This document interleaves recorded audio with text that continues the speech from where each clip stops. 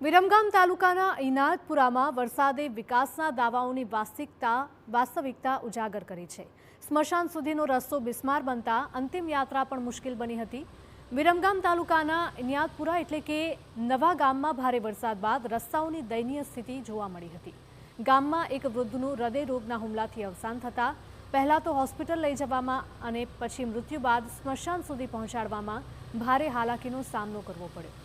અંતે કાદવ અને પાણીથી ભરાયેલા રસ્તા વચ્ચેથી જ અંતિમ યાત્રા લઈ જવાની ફરજ પડી।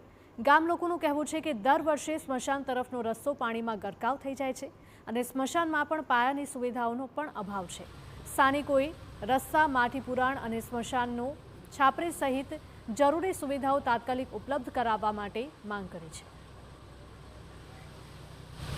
એટેકના કારણે અમે એમને પાણીનો એટલું ભયાનક હોય છે। અમારા રોડ ઉપર 2 થી 2.5 કિલોમીટર જે ટ્રેક્ટર દ્વારા પણ અમારે તેમને લઈ જવામાં બહુ તકલીફ પડી અને વાહનની અમે જે એમને સુવિધા સમયસર મળવી જોઈએ એમ આપી શક્યા નહીં। એ બદલ એમને હોસ્પિટલ લઈ જવામાં અમે સમયસર પહોંચ્યા નહીં અને એમનું દુઃખદ ભર્યું અવસાન થયું। એ અમારી માટે બહુ એક અફસોસની દુઃખની લાગણી છે।